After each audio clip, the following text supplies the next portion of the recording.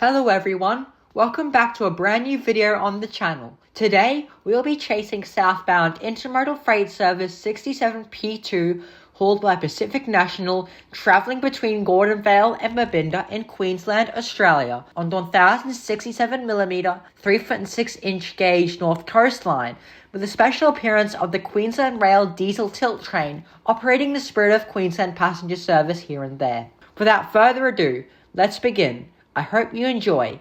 Welcome to the Cairns Railfan.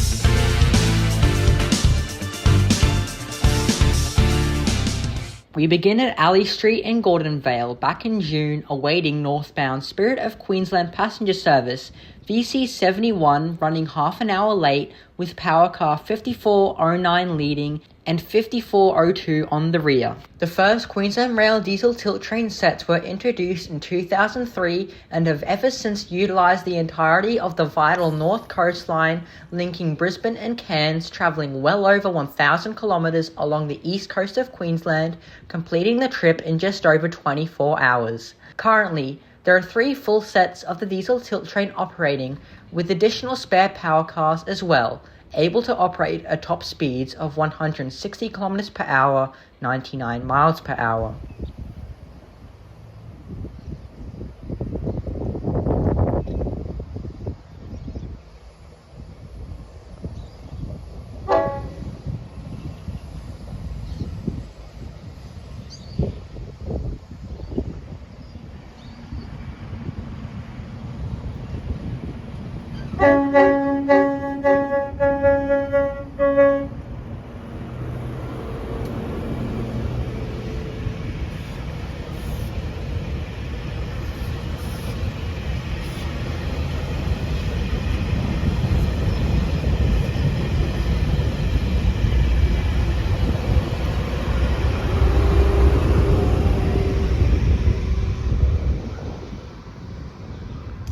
After the Spirit of Queensland had passed, it allowed southbound Pacific National Intermodal Freight Service 67P2, led by Pacific National PN Class 006, to depart Cummer siding between Gordonvale and Edmonton. Due to most of the North Coastline being single track, it was necessary for the freight service to wait for the Spirit of Queensland at a passing siding before continuing. For these freight services, Pacific National uses the EMD GT42 CU-AC diesel locomotive model, with 60 built in Queensland under license by Downer Rail from 1999 to 2005, and has since classified the 13 that they own as the PN class, most commonly found operating these container freight services. The rest of the units built operate as the 4000 class under Horizon, mostly hauling mineral-related trains on the roughly 1,000 km long Mount Isa line, beginning at Townsville about 350 km south of Cairns,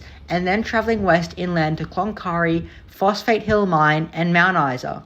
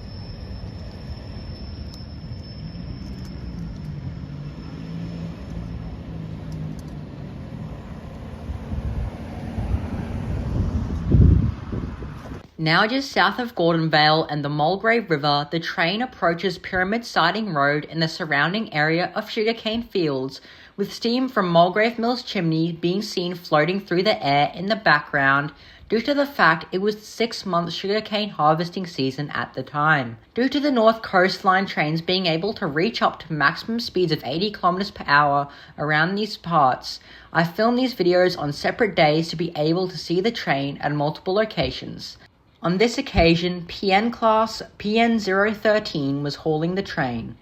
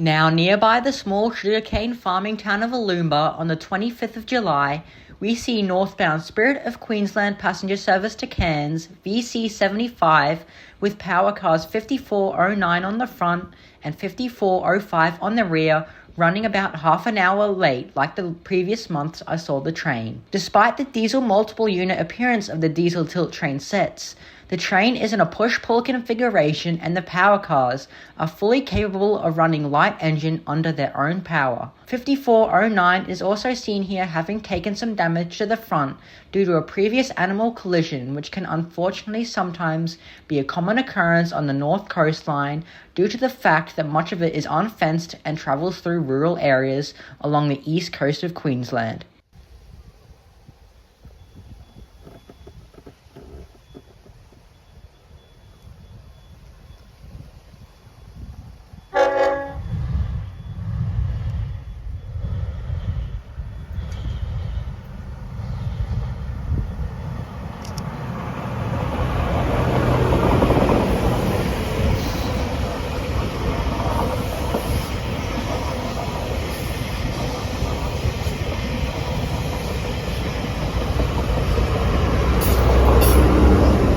The rest of the video will now see us continuing the chase of southbound service 67P2 as far south as Babinda, with clips recorded on separate days, these being the 24th of September with PN011 leading and the 9th of November with PN013 leading.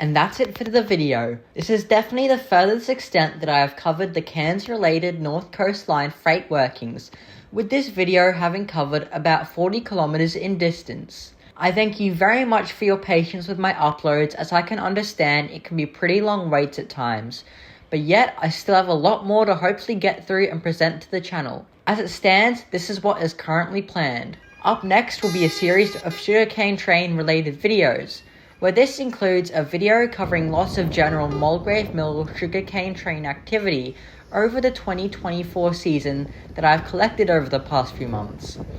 A deep dive into what remains of the now abandoned Mossman Mill sugarcane railway network, and Mossman and Redlands cane transfers from Mulgrave Mill to South Johnston Mill, which made for a very rare and unique event to see.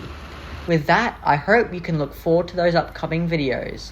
Thank you very much for watching, and I wish to see you next time. Goodbye.